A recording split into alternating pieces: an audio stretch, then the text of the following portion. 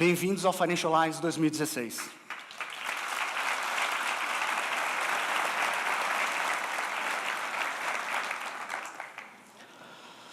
Ela é diretora da Unidade de Combate a Crimes Digitais, DCU, da Microsoft do Brasil. Atua no engajamento com clientes para auxiliá-los na mitigação dos riscos de crimes cibernéticos e em medida para aumentar a segurança digital no ambiente corporativo. Atua no desenvolvimento de estratégias jurídicas focadas em operações de combate ao crime cibernético oriundos de violação de direitos de propriedade intelectual da Microsoft. Começou sua carreira na década de 90 e, desde então, atua na área de propriedade intelectual. Desde 2013, na Microsoft, passou a se dedicar integralmente aos desafios da área de riscos e segurança digital. Coordenadora da Comissão de Tecnologia da Informação da ABPI, que é a Associação Brasileira da Propriedade Intelectual, e membro da Comissão de Combate à Pirataria da OAB. Eu tenho um enorme prazer de chamar ao palco Vanessa Fonseca.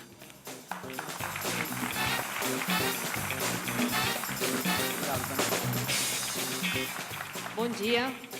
Eu queria começar agradecendo o convite da Aon, toda a equipe técnica, Adriano, Marcelo. Eu acho que é uma oportunidade incrível ter uma audiência como vocês aqui e falar sobre o risco cibernético. Basicamente, é o escopo do meu trabalho e o grande desafio, a gente estava conversando hoje cedo, que eu vejo, se me perguntarem qual é o maior problema no quesito crime cibernético, no mundo corporativo, é a falta de conhecimento.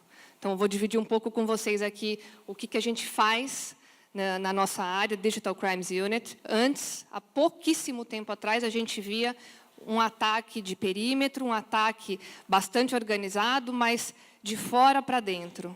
E o que a gente nota hoje é que o ataque começa dentro. Nós somos os instrumentos, somos usados, acho que essa é a palavra mais adequada, para disseminar, e aí eu estou falando particularmente aqui de malwares, de disseminar infecções nas nossas máquinas e no ambiente da nossa empresa, sem sequer ter conhecimento disso.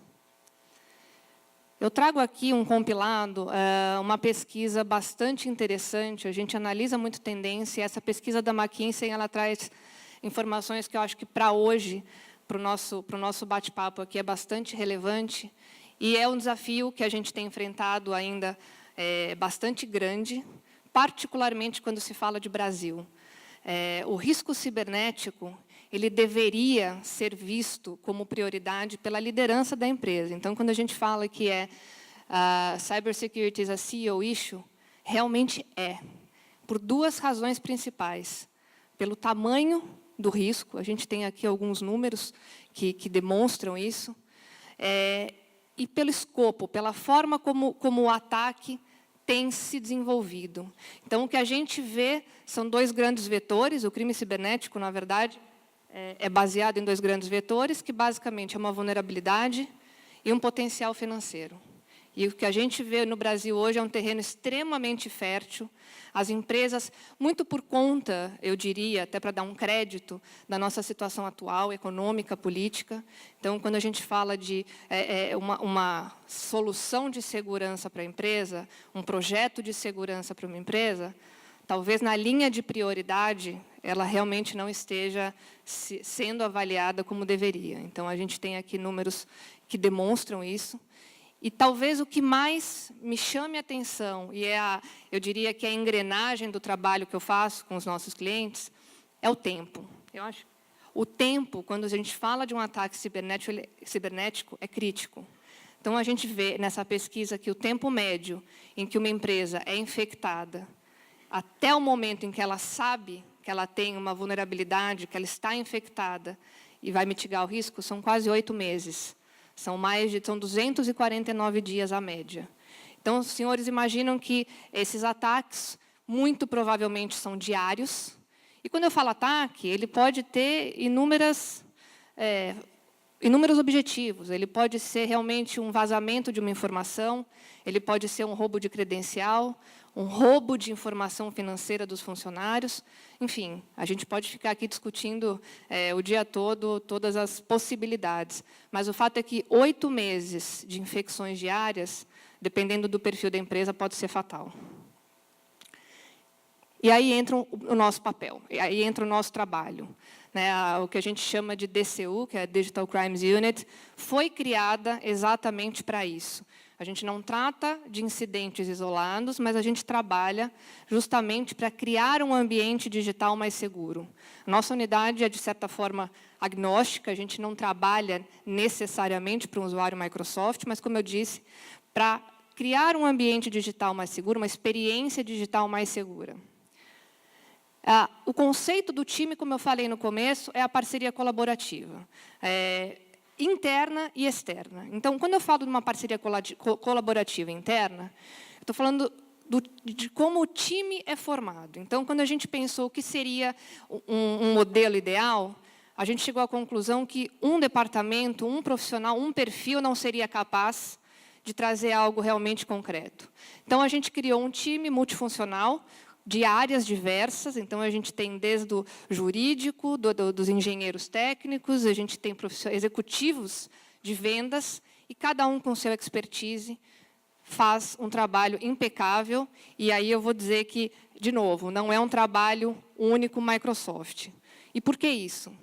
Porque, basicamente, quando a gente fala de crime cibernético, iniciativas isoladas são extremamente bem-vindas, mas, na verdade, elas não têm nenhum impacto relevante que faça realmente, que demonstre eficiência. Então, a nossa ideia é fazer essa parceria interna, e quando eu falo de parceria externa, é basicamente trabalhar com autoridades policiais que combatem o crime cibernético, que investigam o crime cibernético, para, então, realmente mover e criar realmente o resultado.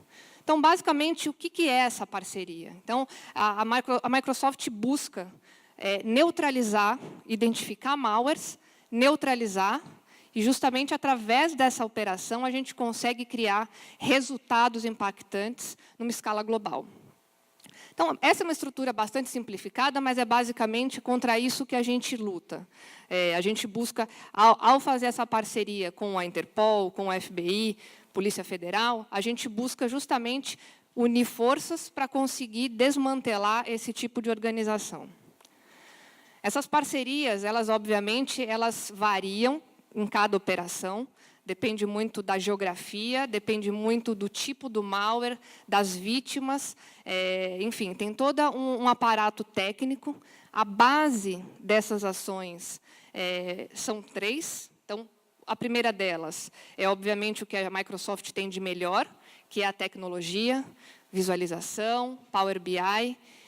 Num segundo momento, quando a gente já tem um conjunto de evidências suficientes, a gente, então, divide essas informações com a autoridade que está trabalhando conosco, no caso, e para que juntos a gente consiga, então, fazer uma investigação tradicional, chegar no local onde é aquela estrutura, onde o servidor de comando e controle está, e aí, pedindo uma ordem judicial, todo esse trabalho tem um embasamento jurídico bastante forte.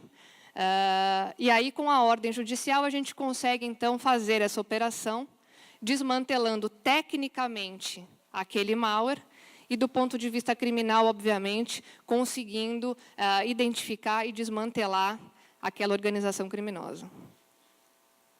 Até hoje, a gente começou esse trabalho em 2010, até hoje a gente já tem 15 operações concluídas. O nome da operação, basicamente, é o nome do malware. E os números são realmente bastante relevantes quando a gente fala de crime cibernético, apesar de que, nesse cenário, a quantidade realmente não importa, tanto quanto a qualidade da informação. Mas o fato é que essas operações elas foram feitas, elas são bastante diferentes umas das outras, parcerias diferentes, players diferentes, mas o fato é que a gente consegue, então, a cada uma delas, criar uma inteligência, criar uma base de dados que a gente, no final das contas, acaba retroalimentando os nossos produtos com essa inteligência, mas também compartilhando essas informações com provedores de internet, com os CERTs, inclusive com o governo, para justamente ajudar nesse trabalho, multiplicar esse conhecimento e esse trabalho que a gente faz. Então, só para ilustrar, hoje, após 15 operações concluídas, a gente tem a nossa base de dados que eu falei, são números de IPs comprometidos. A cada operação, a gente passa a receber um bloco de IPs relacionados àquelas máquinas infectadas, que hoje representam 50 milhões de endereços IPs espalhados no mundo, da forma como está ilustrado no mapa. Isso é extremamente relevante no momento de uma investigação, e é basicamente isso que a gente tem, a nossa colaboração para o mercado. E eu queria finalizar, pegando um pouco aqui do gancho do que o Adriano falou no começo, com essa frase, que eu acho que ela é bastante emblemática e fala muito hoje, né, sobre o nosso mundo. A pergunta não é mais se você será um dia infectado, né? Na verdade, se divide em quem já sabe que foi e aqueles que ainda não sabem. E aí eu remeto de volta para aquela informação inicial do período, do tempo, que é crucial, né, para você identificar e mitigar um risco. Gente, é isso. Eu fui rápida, mas era mais para dar essa introdução, falar um pouco do time. Vou ceder aqui, a gente tem ainda muito conteúdo interessante, mas queria agradecer de novo a presença de todos e o convite da Aon. Muito obrigada. Vanessa, de certa forma é confortante saber que a Microsoft vem trabalhando, e como executivo de uma empresa, vocês vêm trabalhando para antecipar os possíveis danos cibernéticos de um ataque. Então, sem dúvida nenhuma, a tua apresentação ela larga muito bem dentro do nosso painel e do nosso conteúdo. Ele é mestre pela Florida Christian University, advogado e economista, professor coordenador do curso de Direito Digital do INSPER, vice-chair do Comitê de Privacidade, Comércio Eletrônico e Segurança de Dados da American Bar Association e da Comissão de Associados da América do Sul, da International Technology Law Association. Ele é presidente da Comissão Permanente de Estudos de Tecnologia e Informação do IASP, profissional reconhecido por 4 anos consecutivos em publicações internacionais como Chamber e Partner da Best Lawyers. Ele é autor do livro Direito Eletrônico, a Internet e os Tribunais, coordenador e coautor do livro Manual de Direito Eletrônico e Internet, resumindo, um dos principais, se não o principal, conhecedor do direito digital do Brasil. Gostaria de chamar ao palco o sócio do Opsi Blum Advogados, Renato Opsi Blum.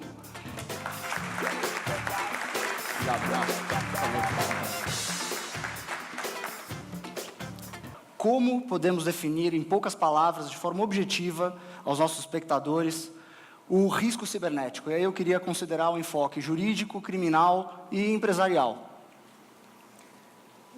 Adriano, eu acho que o que a Vanessa colocou ao final da apresentação dela resume muito a visão das agências policiais sobre o risco cibernético. Quando ela trouxe a fala do diretor do FBI, do James, informando que existem 2 categorias de empresa, aquelas que já foram alvo e aquelas que ainda não sabem que foram alvo de ataque. Então, o que eu acredito é que a matriz de risco de uma empresa ela deve obrigatoriamente incluir o risco cibernético. Não é mais possível você imaginar uma matriz de risco sem a análise de crime cibernético, sem o monitoramento do crime cibernético. E, como eu coloquei pouco tempo ali atrás, é essencial o monitoramento das redes da internet, da dark web. As empresas têm setores específicos hoje para monitoramento de redes sociais. Quer saber o que é que está sendo falado sobre a sua marca, o que é que a concorrência tem apresentado, se tem algum ataque à marca. E eu acho que esse mesmo trabalho, é um trabalho de contra-inteligência, ele tem que ser desenvolvido também focado no risco cibernético, focado na criminalidade cibernética. Será que nesse momento tem algum serviço de vocês que está sendo fraudado e está sendo anunciado na internet? Eu acho que é mais ou menos isso. Muito bom. Eu quero pegar o gancho, Valdeci, acho que o teu ponto é extremamente relevante. E aí, voltando um pouco ao que eu falei durante a minha apresentação, que é o conhecimento. A gente tem notado que assim, 90% das infecções são causadas de dentro da empresa, pelos funcionários.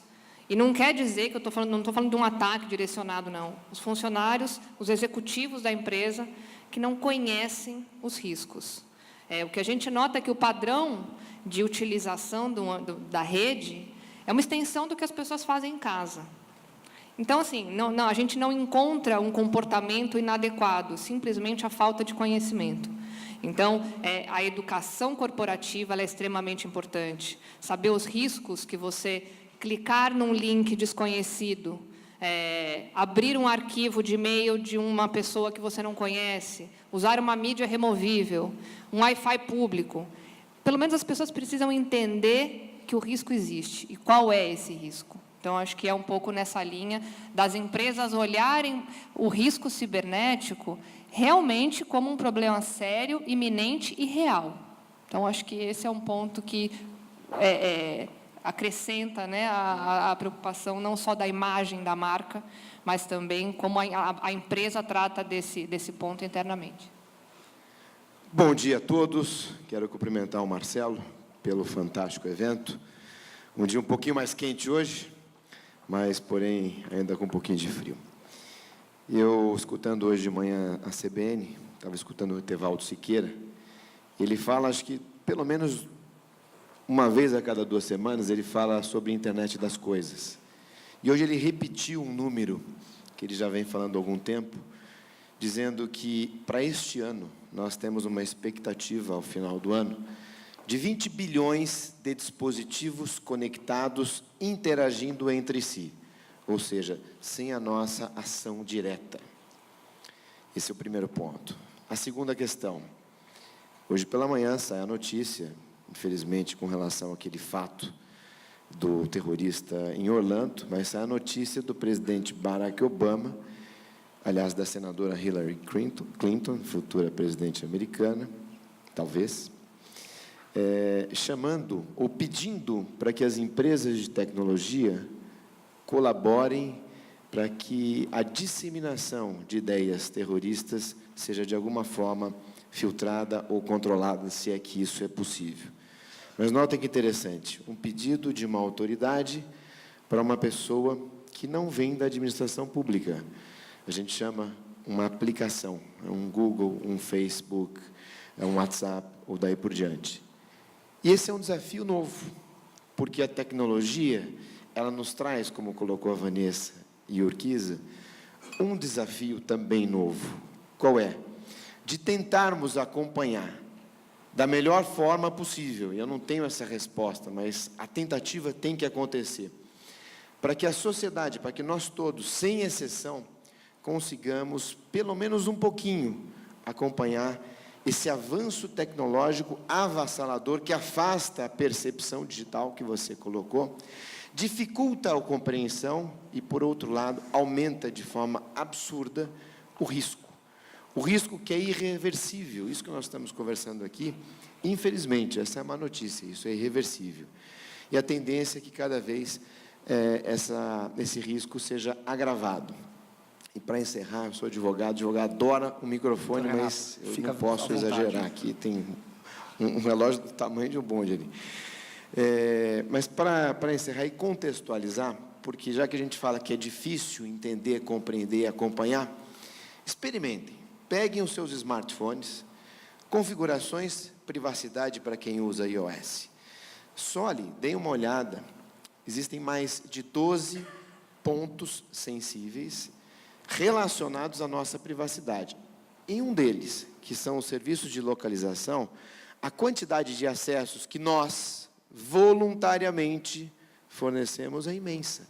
Estou dizendo aqui voluntariamente, não significa dizer conscientemente, mas voluntariamente. E tanto Urquiza quanto a Vanessa aqui colocaram a questão da dificuldade de controle interno, ou seja, daquilo que vem da nossa própria vontade, da nossa própria ação.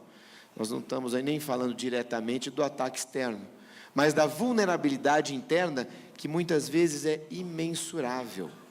E essa vulnerabilidade interna, que também é irreversível, infelizmente, ela ocorre de 2 formas. Através de uma ação culposa, de um descuido, e a partir de uma vulnerabilidade. Vulnerabilidade é qualquer situação de risco que tenha em um programa de computador, por exemplo. E o programa de computador, por essência, ele sempre vai ter o que a gente chama de bug. Isso é inerente.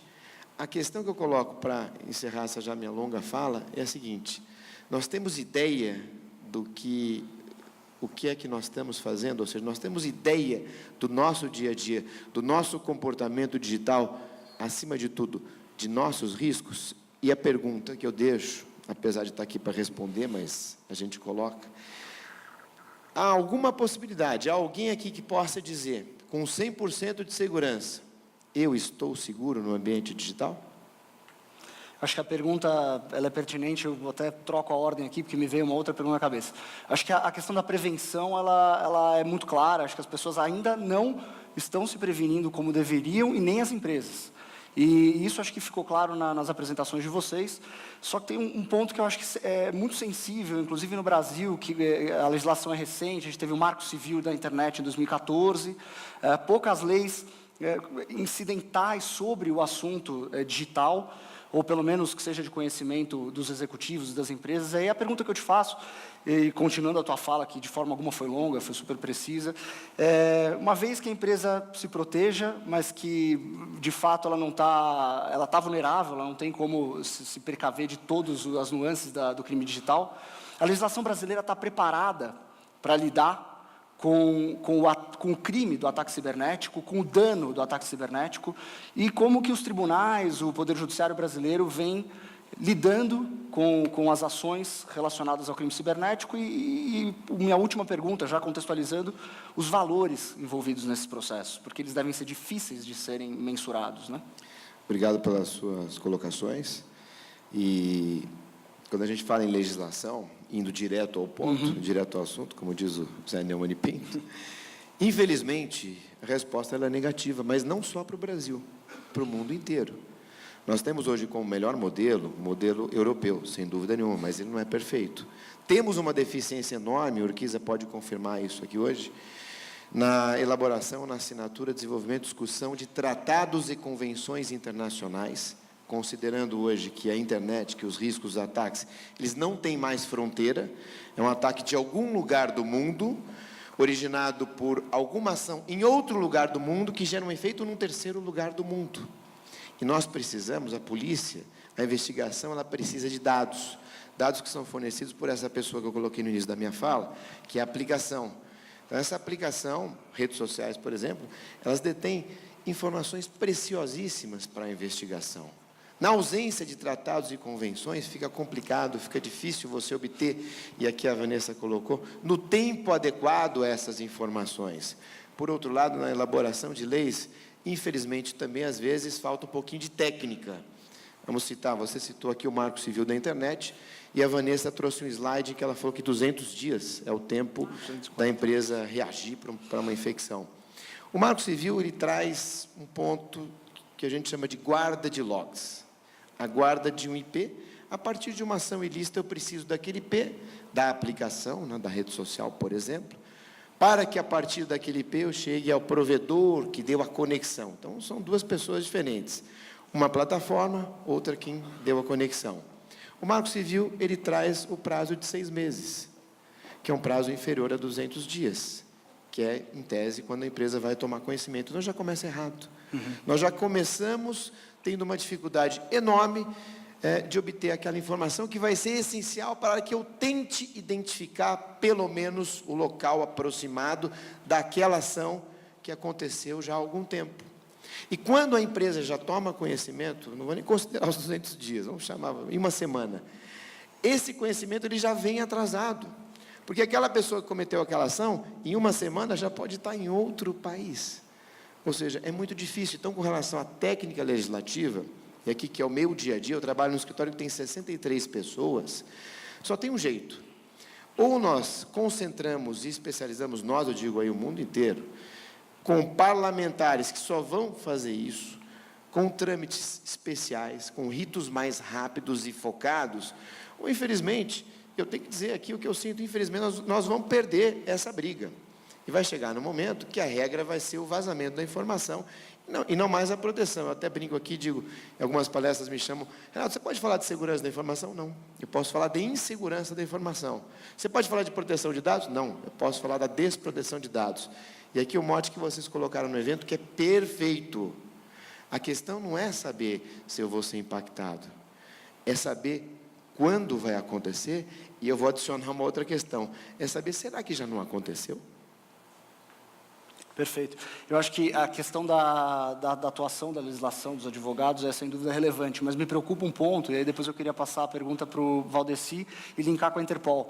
Eu acho que o fato do advogado ele militar localmente no Brasil, diante de leis que são conhecidas, é uma coisa. Agora, o transbordo do crime cibernético para outras fronteiras, acho que é um ponto relevante. A gente não pode acreditar que o crime cibernético vai acontecer do Brasil para o Brasil, mas sim, e provavelmente, de outros países com o Brasil. E aí que eu acho que pega a questão da legislação brasileira no acesso a outros países, levar o Itamaraty para chegar no Poder Judiciário do outro país, quanto tempo isso não vai demorar para que a empresa eventualmente possa recompor o dano, né, e o prejuízo do ataque cibernético. E aí, a pergunta que eu faço ao Valdeci é como é que a Interpol ela atua mundialmente e os principais crimes que vocês verificam na atualidade com relação às empresas e o tipo de remediação que vocês conseguem dar ao final desse processo. Acho que é importante para linkar com as colocações do Renato. Você colocou muito bem, Adriano, no que se refere ao crime transnacional. O crime cibernético, pela natureza, ele não encontra fronteiras. Você não vai ter grupos atuando somente num país ou numa região geográfica específica. E a pergunta que talvez a gente deva fazer não é nem somente se a legislação brasileira é adequada, mas a legislação mundial é adequada. A ONU tem um levantamento estatístico recente, no qual ela diz que apenas 48% dos países, das nações do mundo, têm uma legislação minimamente adequada para o combate aos crimes cibernéticos. Então, eu estou falando aí mais da metade dos países em que a gente vai encontrar algum tipo de problema, algum obstáculo, como bem colocou aqui o Renato. E, por conta da velocidade do crime cibernético, por conta de tudo que a internet tem propiciado, o que a gente tem visto na área policial é um momento de mudança muito forte, é o que a gente chama de mudança de vetor. Essa mudança pode ser comparada ao que ocorreu com a criminalidade nos Estados Unidos, com o desenvolvimento das rodovias. A polícia estava acostumada a trabalhar com a criminalidade local, com delitos locais, investigações locais, e do dia para a noite as estradas se desenvolveram, os criminosos passaram a utilizar carros e passaram a rodar todo o país na prática de crimes, na prática de delitos. E, nesse momento, a polícia se viu diante de um novo desafio que levou tempo até que ela vencesse. E eu acho que é mais ou menos o que a gente está experimentando agora. Mas, te respondendo, então, diretamente, o que é que a gente tem feito, o que é que pode ser feito, pela velocidade que as ações relacionadas a crime cibernético ocorrem, a gente precisa que a polícia tenha poder de resposta muito rápido. Eu não posso ir para os meios convencionais. Então, a Interpol ganha um papel importante nisso, porque ela permite que, daqui, de onde eu estou, eu acesse uma instituição policial de qualquer outro país membro e obtenha uma informação de forma muito célere, muito rápida, sem maiores travas. Então, eu posso conduzir uma investigação a partir do escritório da Interpol em Brasília de forma muito célere, contando com a participação de vários outros países. E, principalmente, também com a participação do mercado privado. Não dá para a gente imaginar hoje que isso é um problema só de polícia. Isso é um problema que tem que ser discutido, que tem que ser enfrentado numa parceria institucional público-privada. Queria acrescentar só um ponto que eu acho que faz link com o que ele acabou de colocar. É que o Brasil, diferente dos Estados Unidos, não tem a obrigação legal de reportar um incidente. Esse é um ponto importante. Então, quando a gente olha, por exemplo, o último relatório do CERT, publicado pelo CERT-BR, a gente vê um aumento de incidentes reportados de 2014 para 2015 de quase 200%. Isso, na verdade, não significa nada. Os números, eles são extremamente maiores. Mas aí você tem o dano reputacional, a imagem da empresa. Então, ela não sendo obrigada a reportar, ela não faz. Não aciona as autoridades, a gente não tem estatísticas reais e, às vezes, a empresa sequer tem condições de remediar o problema. Então, acho que esse é um agravante que a gente tem no Brasil. Acho que é um pouco do país e da sociedade reagir aos fatos e acontecimentos. Nos Estados Unidos, a gente tem existe uma lei específica que faz com que a empresa tenha que reportar e comunicar individualmente a cada parte que, eventualmente, teve a sua informação vazada. Nós não temos, pelo menos até onde a gente estuda, legislação específica para isso, o que talvez faça com que as empresas se acomodem por não ter algo específico tratando daquele assunto, o que não quer dizer que ela vá ter um dano e que ela possa ser punida objetivamente pela guarda das informações. Eu acho que é um pouco nessa linha, né? Eu queria até adicionar um ponto. Recebi aqui uma mensagem dizendo, mas Renato, como é que você trabalha no escritório de 63 pessoas se você diz que a lei não está boa, se nada funciona, se o risco é irreversível e daí por diante? Então, eu fiz essa primeira etapa, mas vamos trazer para a prática por enquanto. Por enquanto. E até não respondi a sua pergunta, peço aí perdão. A pergunta do Adriano era, como é que está, então, os tribunais brasileiros? Essa foi o complemento da lei. Os tribunais brasileiros, aí nós temos que destacar e fazer um elogio. A velocidade, quando se consegue, nesse prazo inferior aos 200 dias da Vanessa, quando se consegue identificar uma ação a partir de um tempo menor, e se vai a um tribunal brasileiro, as liminares, as ordens judiciais dadas aqui são muito céleres, são muito rápidas. Então, falamos até em horas. Você acaba conseguindo identificar um local de origem de um ataque, por exemplo, em até 10 dias, o que, pro direito, falando em 2 ações judiciais distintas, é um prazo muito, mas extremamente curto. Então, eu queria trazer esse cenário, dizer, não é que tudo está perdido, por enquanto não, por enquanto nós estamos ganhando. Eu temo que nós tenhamos aí uma dificuldade maior se não avançarmos na legislação. Falando de legislação, com relação à proteção de dados, o Brasil não tem uma lei específica de proteção de dados, porém tem muitas decisões judiciais. O Brasil tem, junto com a Alemanha e com a França, o maior número de decisões judiciais já transitadas em julgado, que não cabe mais recurso, relacionadas à internet, a direito digital, como a gente chama. Então, os precedentes aqui são muito positivos e muito ricos, inclusive. Mas, para a proteção de dados, nós temos que ter uma lei específica. Hoje se discute no nosso Congresso 5 projetos de lei, um em especial, inspirado no modelo europeu, na atual, mas vai ser a antiga Diretiva 95/46, misturado um pouquinho com a lei canadense, que vai sim trazer essa obrigação de comunicação para uma autoridade específica, talvez uma agência, que vai controlar ou tentar fiscalizar a privacidade e proteção de dados. Mas, novamente, essa é uma regulação mínima que todo país tem que ter. A Argentina já tem há mais de 10 anos, o Paraguai, Uruguai, há 5 anos, o Paraguai tem há 5 anos, o Peru, a Costa Rica, o Panamá, a Colômbia, falta aqui no Brasil. Esperamos que esse ano nós tenhamos essa lei, que vai trazer também outras novidades, como, por exemplo, um cargo específico nas empresas, uma espécie de Chief Privacy Officer, hoje para empresas com mais de 200 funcionários, se for aprovado dessa forma. É um ponto positivo, esperamos avançar dessa maneira, até porque em 2018 a União Europeia vai ter uma lei única de proteção de dados, dada a importância desse assunto. Interessante. Antes de seguir para a última pergunta, eu queria contextualizar um pouco as modalidades de crimes cibernéticos, né? O crime cibernético, muitas vezes, ele está focado naquele ataque do computador que entra na empresa, que rouba o cartão de crédito e que, eventualmente, passa o dinheiro de uma conta para outra ou algo do tipo. Só que a gente tem visto recentes publicações e notícias e fatos que têm acontecido que eles transcendem até o mundo digital e vão para o físico, como, por exemplo, desvio de navios de rota para assalto de carga, mudar a rotação de usina nuclear para tentar explodir o núcleo, o que é até um ataque terrorista via o mundo cibernético, né? E aí a pergunta que eu faço é, quais são os principais, no mundo corporativo, quais são os principais riscos que vocês têm identificado recentemente, tanto na Interpol quanto na Microsoft? Bom, no caso da Microsoft, aí eu falo do mundo corporativo de forma geral, a gente é o que você falou. Hoje você tem um leque de opções. Então, a gente tem, por exemplo, Dark Web, você vai lá, eu quero contratar um serviço, um ataque àquela empresa X, ao executivo X, eu quero roubar informação específica. Então, é um ataque direcionado. Você tem ataques em massa. Então, assim, tem para todo gosto, né?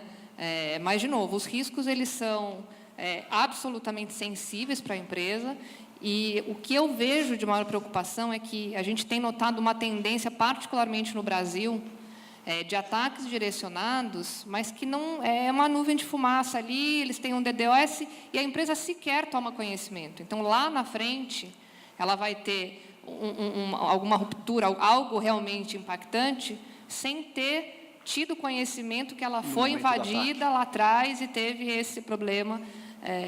Enfim, então, acho que esse é um risco importante a ser considerado, diante de tudo que a gente já colocou aqui, mas as empresas realmente, é o que você falou, né? A gente só está falando de coisa ruim, mas a ideia é essa, é que vocês entendam, e assim, acho que esses pontos que a gente está trazendo são extremamente ricos para a gente poder evoluir, entender, delimitar as áreas de risco e como a gente pode mitigar, né? Porque não tem bala de prata, não tem uma solução única, eficiente, eficaz. Então, você tem que identificar essas áreas e tentar trazer, seja via um seguro, seja uma iniciativa interna, uma política de governança mais rigorosa, enfim, acho que esse é o papel hoje de exatamente mapear esses riscos e implementações.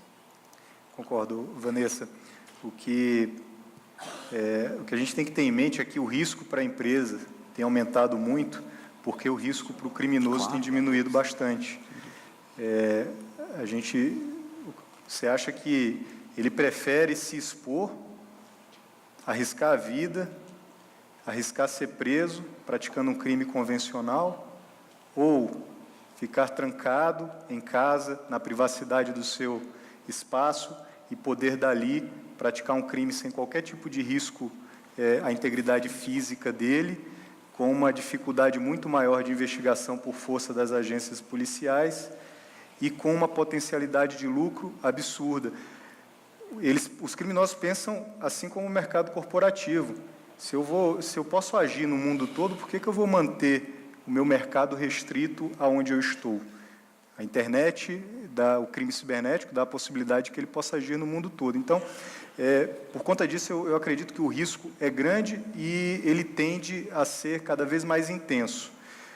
Não significa que não existam formas de combater, que não existam formas, são diversos os casos bem-sucedidos que as polícias têm investigado e têm chegado à solução dos casos, mas para as empresas, muitas vezes, isso não vai ter o efeito reparador, porque a agência policial terá cumprido seu papel, sua atribuição constitucional, uma vez que investigou, conseguiu comprovar a autoria e materialidade, aquelas pessoas foram levadas a juízo.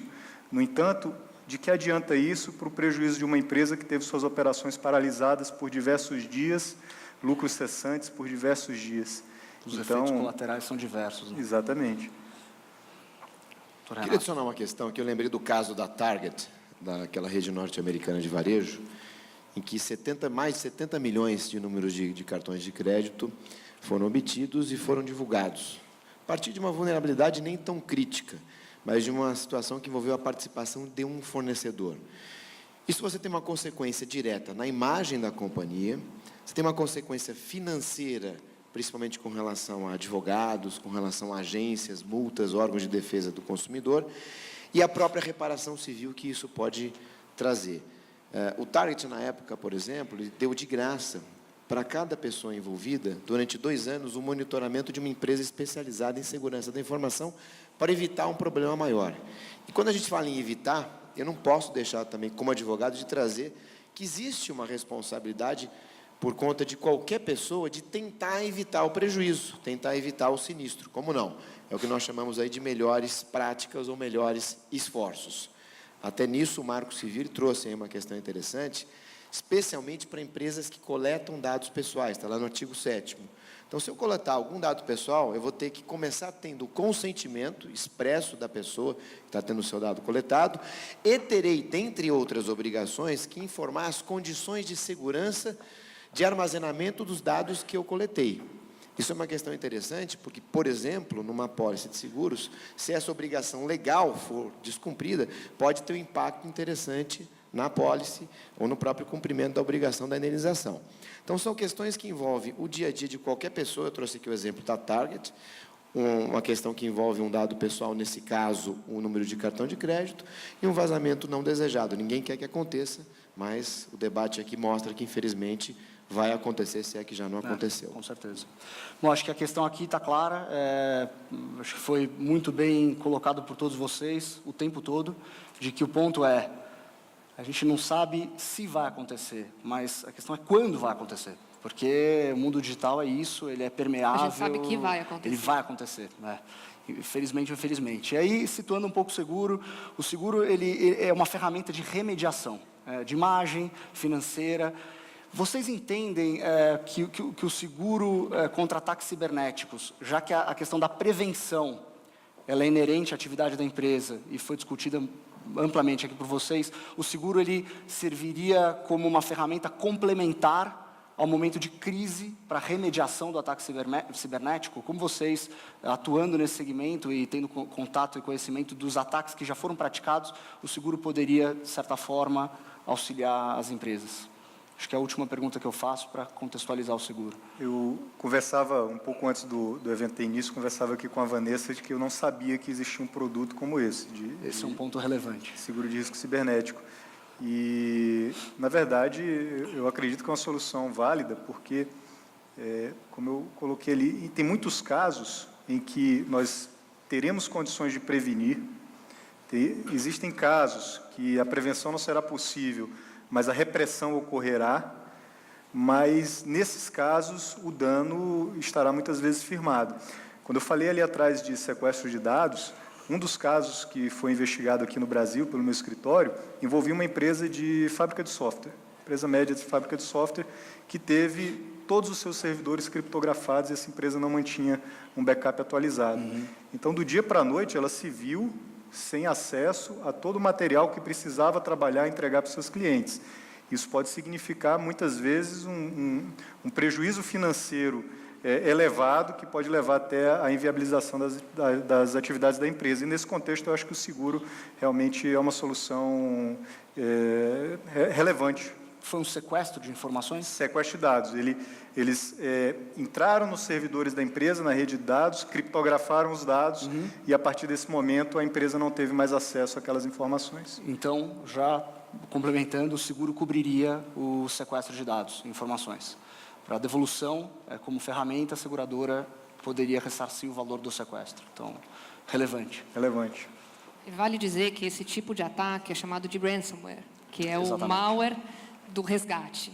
Ele tem crescido vertiginosamente no Brasil. Já temos conhecimento de um ransomware brasileiro.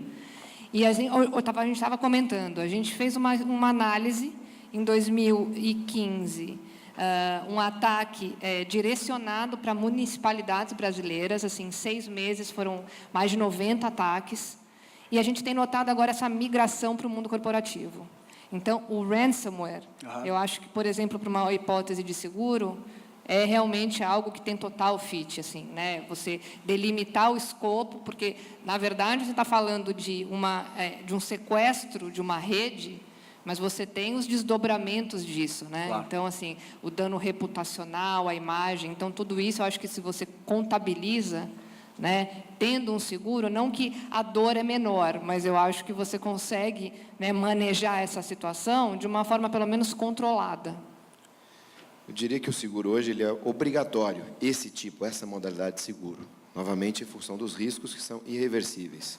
Vejo até como uma ferramenta de marketing para qualquer empresa. Dizer, eu tenho esse seguro de proteção de dados que vai me auxiliar em uma situação de vulnerabilidade, uma situação não desejada. Eu quero aproveitar a questão do ransomware. Eu li outro dia uma pesquisa, não lembro a fonte, mas já são mais de 370 tipos de ransomwares diferentes, a maior parte, infelizmente, direcionada para o setor de saúde. Em um caso específico, inclusive, o FBI recomendou o pagamento. E por que acontece muito pagamento? Até o Urquiza falou do Bitcoin. O valor nem é tão expressivo. E como a empresa depende daquele banco de dados, ela acaba pagando, até muito mais barato que qualquer outro tipo de apoio. Porém, como a Vanessa colocou, quem é que ficou com aquele dado que foi criptografado? Muitas vezes não é só criptografado, é copiado. Aliás, normalmente ele é copiado também. Pode vir uma segunda extorsão. Ok, eu te dou a senha, seu sistema está funcionando, mas agora eu quero mais porque eu detenho os seus dados pessoais dos seus pacientes, por exemplo. E aí que entra o seguro, e entra com força total. Nós, advogados, por exemplo, a maioria dos advogados ou de escritórios de porte médio e grande tem uma pólice específica de responsabilidade civil que já há alguns anos, eu lembro já a primeira vez há 5 anos atrás, já inclui cláusulas específicas de proteção de dados ou de indenização no caso de vazamento de dados.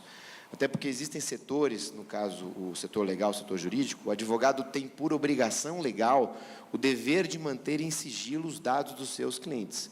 Ou seja, ele tem que fazer tudo o que for possível do ponto de vista técnico para evitar um vazamento dessa natureza.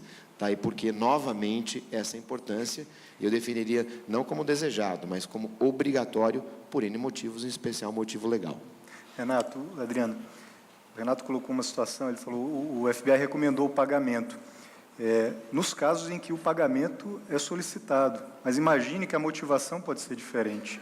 A motivação Não pode ser não financeira. pode não ser financeira e não será cobrado um resgate. Aqueles dados ficarão perdidos para sempre. Senhores, eu convido a todos à continuidade do nosso painel no LinkedIn, no nosso hot site, www.financiallinesday2016.com.br. Lá vocês podem comentar, se manifestar, fazendo as perguntas, que a nossa equipe vai estar à disposição para responder. Também vai ter um fórum de debates, dando continuidade ao nosso painel de cyber. São muitos, então abrir as perguntas talvez ficasse um pouco extenso. Então, acho que foi uma forma da gente conseguir dar continuidade ao nosso painel. Antes de dar sequência, eu queria agradecer muito a presença de vocês. Valdeci, Vanessa, Renato, acho que não teria um time melhor para falar de cyber risk, seguro para ataque cibernético, do que esse time aqui. Então, muito obrigado, prazer estar com vocês aqui em cima. Obrigado muito, Renato, obrigado. Obrigado, Vanessa. Muito bom, muito bom. Sensacional, obrigado, muito obrigado. Obrigado.